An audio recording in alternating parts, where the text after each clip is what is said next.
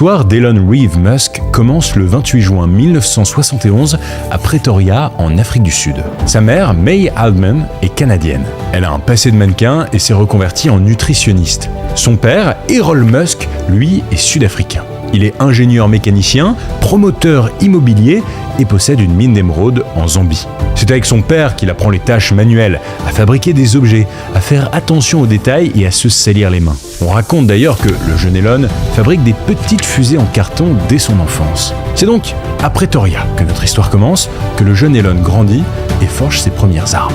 Il faut bien dire qu'à l'école, Elon Musk n'est pas le meilleur élève. Il n'impressionne personne, il est même plutôt timide. Il n'est pas très sportif, assez rêveur, introverti. En fait, il est assez différent des autres enfants à qui il grandit dans cette Afrique du Sud du début des années 80, en pleine apartheid.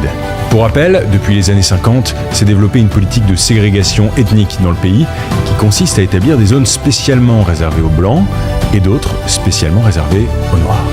Elon Musk grandit donc dans l'univers des Afrikaners, les Blancs d'Afrique du Sud qui élèvent souvent leurs enfants dans la violence et la dureté. Son caractère entre un peu en contradiction avec ce qu'on peut attendre d'un jeune garçon à l'époque. D'autant plus qu'il est atteint du syndrome d'Asperger, une forme d'autisme sans déficience intellectuelle ni retard de langage, comme il le révélera plus tard. I'm actually making history tonight as the first person with Asperger's to host SNL.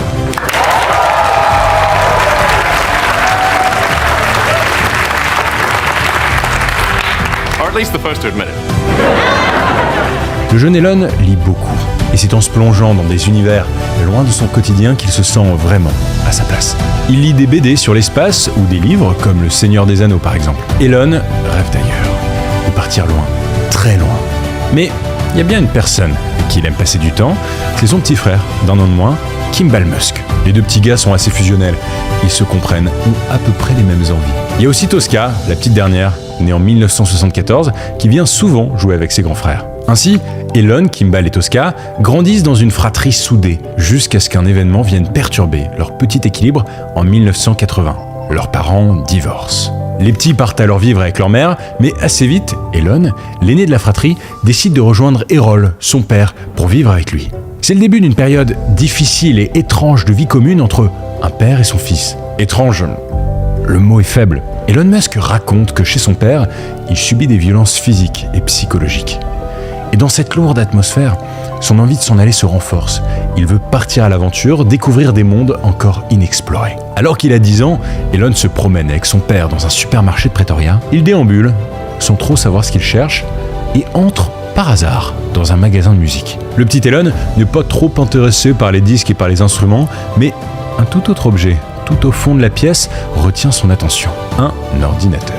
Elon Musk se souvient encore du modèle, c'est un Commodore VIC-20. Voilà un monde à explorer. Rappelez-vous, nous sommes dans les années 1980, c'est le début de cette nouvelle technologie. Le jeune curieux se tourne vers son père, il lui faut absolument cet objet. Errol est moyennement chaud. Il ne comprend pas ce qu'un enfant de 10 ans peut bien avoir envie de faire avec un objet pareil et aussi compliqué. Mais après un caprice du jeune Elon, l'ordinateur est dans le caddie. Il faut bien comprendre qu'à l'époque, un ordinateur ressemble à un écran noir, avec des lignes de code. Pour l'utiliser, il faut apprendre à coder. Et pour ça, il faut engloutir des milliers de pages de manuels compliqués. Vous devinez la suite, à 10 ans, Elon Musk s'enferme dans sa chambre nuit et jour et entre dans le monde secret de l'informatique. Il est explorateur. 2 ans plus tard, il en sait suffisamment pour tenter sa chance. Le jeune Musk prend le téléphone de la maison et contacte un magazine informatique. Il veut leur envoyer un programme. Surpris par la voix d'enfant au bout du fil, le responsable du magazine hésite. Il croit d'abord à une blague, mais accepte la proposition. En échange de $500, Elon Musk, 12 ans, envoie son premier programme de 167 lignes de code à des professionnels. Et alors ce programme, c'est un jeu, après tout ce n'est encore qu'un enfant, un jeu qu'il a appelé Blastar, et qui est très inspiré du jeu à la mode de l'époque, Space Invader. Bon, le jeu n'est pas exceptionnel, mais sa réalisation reste une prouesse. Et les $500 en poche, Elon Musk ne court pas s'acheter des bonbons ou des baskets. Il sait qu'il a des progrès à faire et réinvestit tout cet argent dans du matériel informatique et dans des manuels. Il veut encore s'améliorer. Bon instinct. Elon Musk grandit, progresse, mais à 14 ans, en 1985, le petit génie est un peu en crise d'ado. Même s'il est épanoui dans sa chambre, ça ne s'arrange pas à l'école. Ses camarades continuent de se moquer de lui, de son esprit rêveur, ils le bousculent et l'appellent Muskrat. Comprenez le rat musqué en anglais. C'est pas très sympa comme surnom. Et à la maison, c'est pas mieux. L'ambiance y est lourde avec son père. Une seule solution, relire le guide du voyageur intergalactique de Douglas Adams. Il voyage. Il rêve de ciel, d'espace et d'étoiles. En grandissant, Elon Musk a une nouvelle idée. Ouvrir une salle d'arcade avec son frère Kimball et ses cousins. Encore une fois, ils font seuls. Ils s'occupent de tout. Il trouve un local, un bail commercial, des fournisseurs. Mais il a 16 ans 16 ans. Il est peut-être allé un peu vite. Et pour valider le projet, il faut la signature d'un adulte. Et ni son père ni son oncle n'est partant pour le suivre. Leur projet d'entreprise tombe à l'eau. Et à la fin de son adolescence, une nouvelle idée lui trotte dans la tête, partir aux États-Unis. Elon Musk veut vivre son propre rêve américain.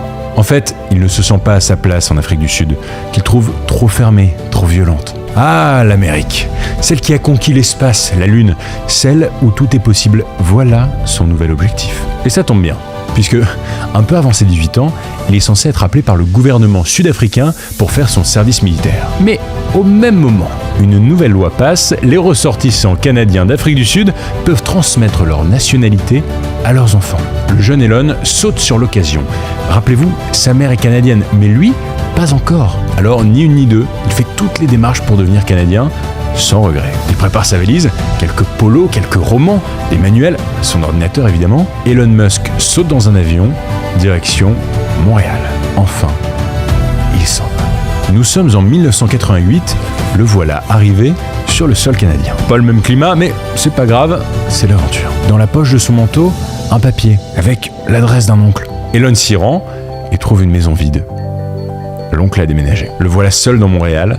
Il marche direction une auberge de jeunesse. Il n'a pas de projet particulier, il est libre. Après tout, il a du temps devant lui. Ainsi, il vadrouille dans le Québec pendant 1 an. Il fait des petits boulots, pas bien payés, transporte des sacs de grains, il nettoie des chaudières. Et pendant ce temps, en Afrique du Sud, son père n'en pense pas moins. Il trouve qu'Elon est un fuyard et coupe son argent de poche. Assez vite, Elon Musk veut reprendre les études. Après une année de césure et de balade, il quitte Montréal pour Kingston, direction l'université de Queens. Il y étudie pendant 3 ans et en parallèle, il commence à travailler dans le domaine de l'informatique pour payer ses études. Il aime cette période. En plus, Kimball, son frère, l'a rejoint au Canada pour étudier. Nous arrivons en 1992. Elon Musk a fini ses 3 ans d'études et veut désormais pleinement vivre son rêve américain. Alors, il refait sa valise et part vers l'université de Pennsylvanie pour étudier la physique et l'économie pendant 3 ans encore. Pendant ses études aux États-Unis, Musk a bien changé. Maintenant, il est plus à l'aise, il est bon élève et a des amis. En 1995, après 3 années en Pennsylvanie bien réussies, Elon Musk obtient une bourse pour entamer un doctorat en physique énergétique à la prestigieuse université de Stanford, au sud de San Francisco. Une belle aventure l'attend. Rendez-vous compte, c'est l'une des meilleures universités au monde. Elon Musk fait donc sa rentrée à Stanford, il y retourne le lendemain, et c'est tout. C'est tout ? Il n'y sera resté que 2 jours. Il le sent, quelque chose de grand se prépare. Il a un rêve secret, utiliser l'explosion d'Internet pour monter sa première entreprise. Nous sommes en 1995, Elon Musk débarque dans le monde des affaires, et il en est convaincu, Internet va changer le monde.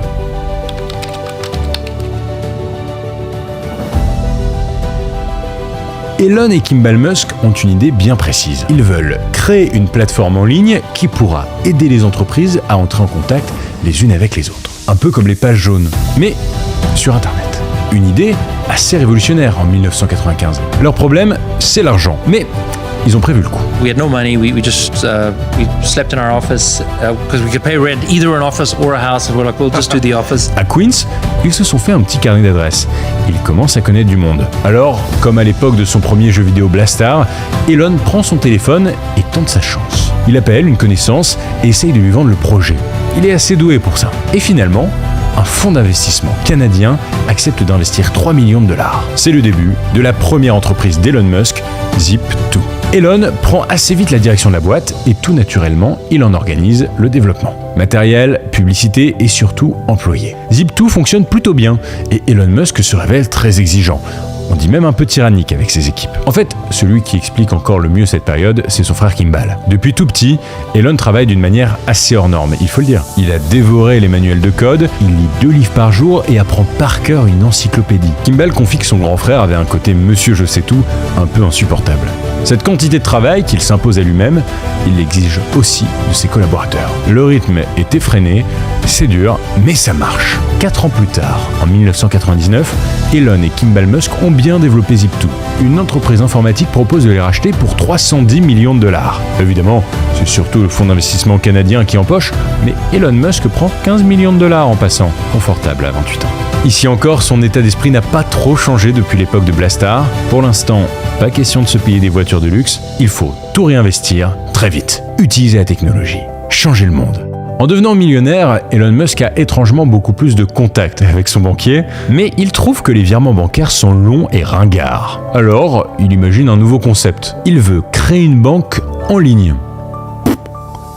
Alors, l'idée est simple, il développe un programme dans lequel il suffit d'entrer l'adresse mail du destinataire et paf, le virement est fait. C'est comme ça qu'est né XCOM, la première vraie banque en ligne. Bon, alors l'idée est bonne, mais ça pose d'importants problèmes de sécurité pour l'époque. En revanche, Elon Musk va faire un très gros coup avec XCOM. Il a entendu parler d'un autre service de paiement prometteur fondé en 98 qu'il envisage de racheter. Après tout, pour l'instant, ça ne vaut rien. Ce petit service de paiement simplifié que personne ne connaît s'appelle PayPal. En fait, les locaux de PayPal sont à quelques mètres de ceux de XCOM, sur le même trottoir, à Palo Alto, une ville de la Silicon Valley. Un jour, Elon Musk décide de partir à la rencontre des 3 fondateurs d'à côté. 3 geeks, passionnés de code et persuadés que leur technologie va changer le monde. Elon est curieux, il veut qu'on lui explique ce système. Voilà ce qu'on lui dit. Le principe de PayPal, c'est de pouvoir s'envoyer de l'argent entre propriétaires d'ordinateurs. Le projet final, c'est de développer un système de paiement en ligne complètement sécurisé. Elon Musk est conquis, riche depuis peu et prêt à investir de l'argent. Alors, le voilà actionnaire de PayPal. Je sais très bien ce que vous allez vous dire. Contrairement aux idées reçues, Elon Musk n'a pas créé PayPal. Il l'a développé. Développé, c'est le moins qu'on puisse dire. En un an, le service devient fiable, rentable et est utilisé dans tous les États-Unis. Alors Elon fait un calcul assez simple. XCOM ne fonctionne pas, PayPal lui est un grand succès. Il faut les fusionner. En février 2001, à presque 30 ans, il est donc à la tête d'une seule entreprise, PayPal. Les choses vont alors plutôt bien pour Elon, surtout que le gamin rêveur a trouvé l'amour auprès de Justine Wilson, qu'il avait rencontré sur les bancs de l'université et qu'il a épousé en 2000.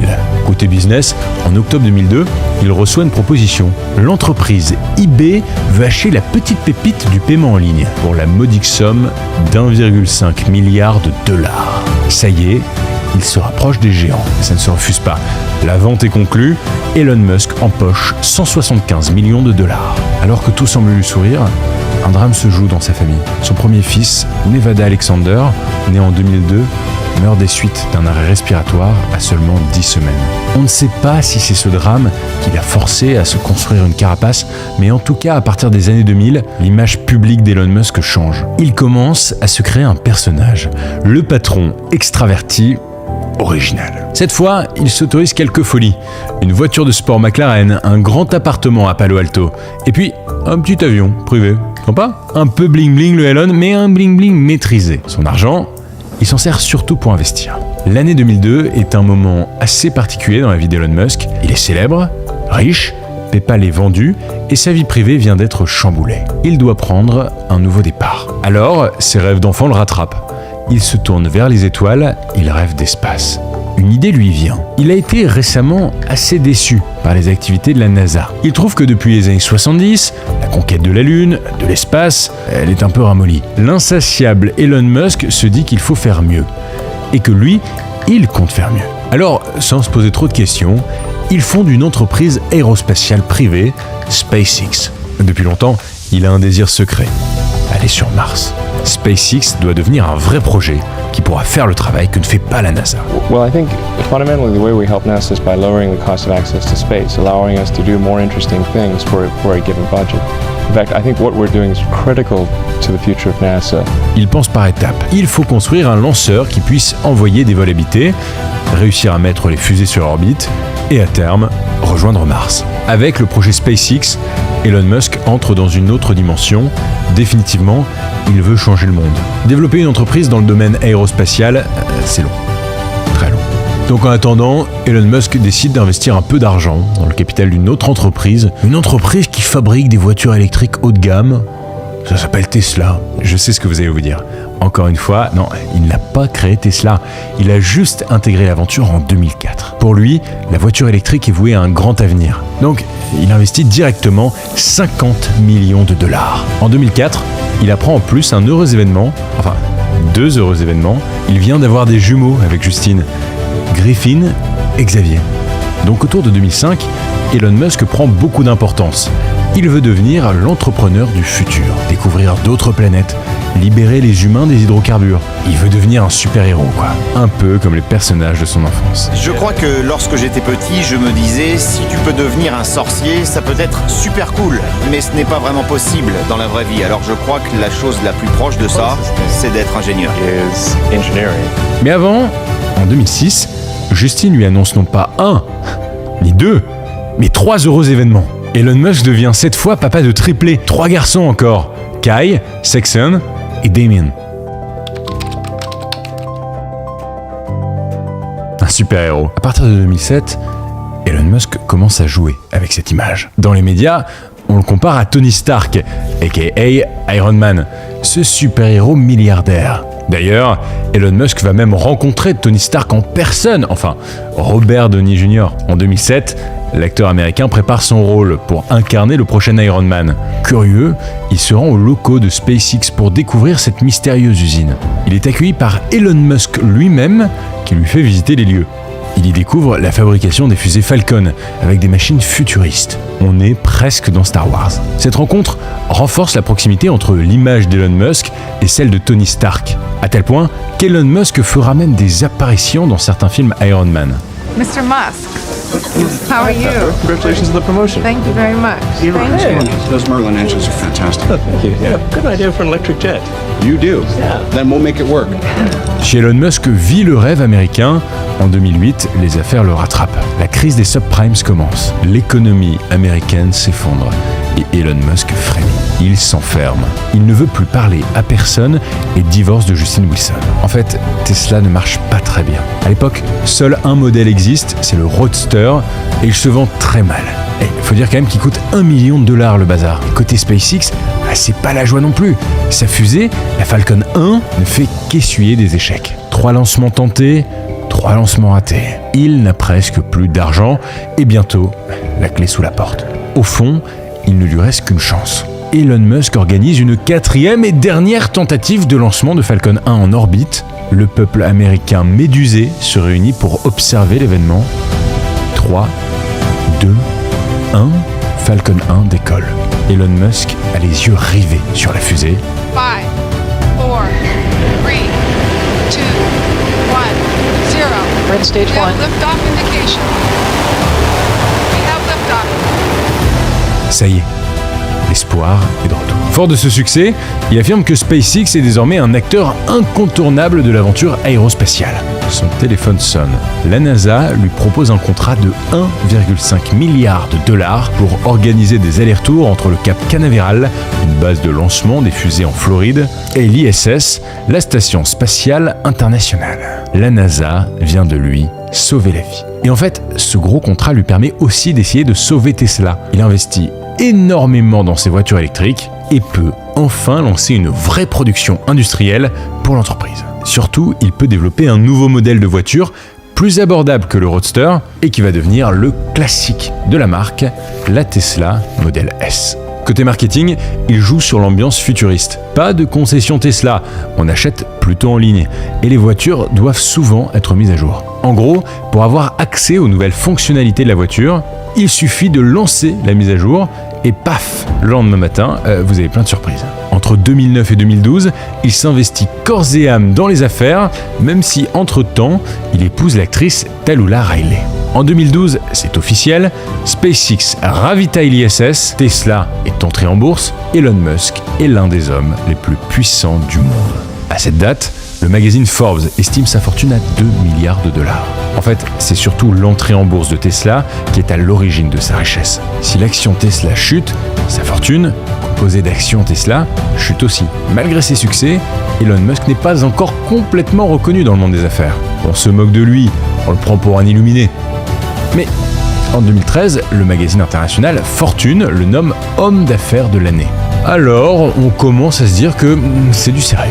Il développe en parallèle d'autres projets comme Hyperloop, un train subsonique qui permettrait de voyager dans des capsules à 1000 km/h. Évidemment, encore aujourd'hui, ça reste au stade de projet. Il s'intéresse aussi à l'intelligence artificielle en créant en 2015 le centre OpenAI. Alors, pour info, Elon Musk défend le développement de l'intelligence artificielle à condition qu'elle ne sorte pas du contrôle humain. Il parle souvent d'un futur apocalyptique dans lequel les machines se retourneront contre nous. Il n'a pas oublié ses lectures d'enfance. I keep sounding the alarm bell, but until people see like robots going down the street killing people, like they don't know how to react, because it seems so ethereal. AI is a fundamental existential risk for human civilization, and I don't think people fully appreciate. L'année 2016 est assez chargée pour Elon Musk. Déjà, l'action Tesla n'a fait que monter en bourse. Sa fortune est estimée autour de 15 milliards de dollars. Il en profite pour monter 2 nouvelles entreprises, Neuralink, un projet critiqué dont le but est d'implanter des puces dans les êtres vivants, soit pour soigner des problèmes de motricité, soit pour contrôler des objets à distance. Un peu flippant. L'autre entreprise, c'est The Boring Company. En fait, ce nom est un jeu de mots entre to bore, qui veut dire creuser, forêt en anglais, et boring, qui veut dire ennuyeux. Et avec cette boîte, il travaille sur ses idées les plus folles. Tunnel de circulation sans limite de vitesse sous les grandes villes, et même un lance-flamme avec lequel il s'affiche sur les réseaux. Nouvelle polémique pour l'entrepreneur loufoque. Pour l'anecdote, il appelle l'objet le pas un lance-flamme. Petite provoque à la sauce Musk. En 2016, alors qu'il est toujours resté loin de la politique, Elon Musk se rapproche de Donald Trump qui est en campagne. Il joue auprès de lui un peu son rôle de conseiller tech. En fait, les deux hommes ont plusieurs points communs. Ils sont hommes d'affaires, ultra riches, ils sont provocateurs et ils sont hyper actifs sur Twitter. Cependant, Musk s'éloigne de Donald Trump quand celui-ci remet en cause l'accord de Paris sur le climat. Elon Musk tient à son image de protecteur de la planète. À la fin de l'année, il signe son 2e divorce avec Tallulah Riley, avec qui il a été marié de 2010 à 2012, puis de 2013 à 2016. Après ce divorce, il commence à entretenir une relation avec une nouvelle femme que vous devez sûrement connaître maintenant, l'actrice américaine Amber Heard, l'ex-femme de Johnny Depp. Bon, ça n'a pas duré très longtemps entre eux, je trouvais ça marrant de vous le dire. En 2018, Elon Musk a donc 47 ans, il est la star des hommes d'affaires. Tous les shows de Tesla sont de grandes kermesses, et ce malgré quelques échecs. Franz, could you try to break those glass, please?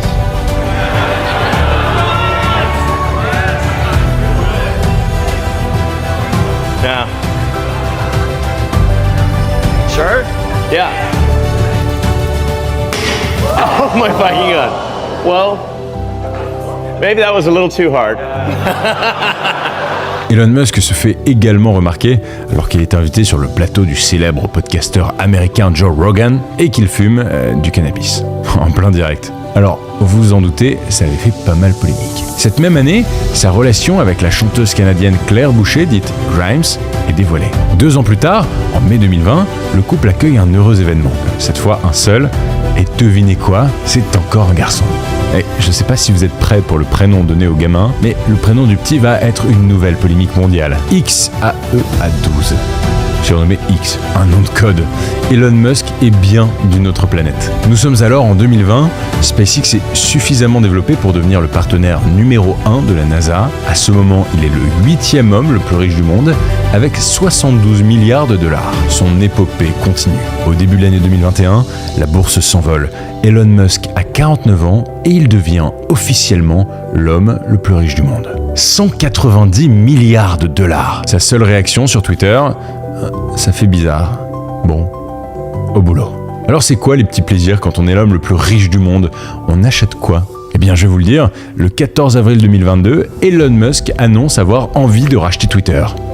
Rien que ça. Au moment où je tourne cet épisode, l'opération à 44 milliards de dollars n'est pas encore complètement bouclée. Elon Musk a annoncé que son objectif principal était de sauver la liberté d'expression car Twitter, selon lui, est la place publique numérique où sont débattues des questions vitales pour l'avenir de l'humanité.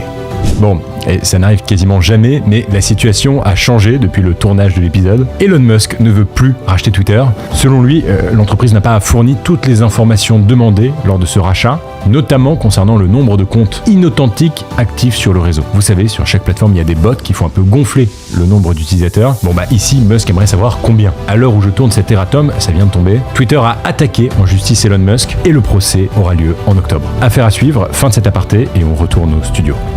Le rachat de Twitter n'est pas la seule grande annonce qu'Elon Musk fait en 2022. Cette même année, le couple semi-séparé annonce la naissance d'un nouvel enfant, une fille cette fois, la première des 8 enfants du milliardaire, née quelques mois auparavant, en décembre 2021, d'une mère porteuse et prénommée Exadarch Sidéral, surnommée Y. Alors jusqu'où ira l'homme le plus riche du monde? Entre tourisme spatial, transport électrique, transport supersonique, il divise. Certains le trouvent provocateur, dangereux, d'autres le trouvent visionnaire, génial. Chacun se fera son avis sur ce jeune geek sud-africain, devenu homme le plus riche de la planète. C'était l'histoire d'Elon Musk.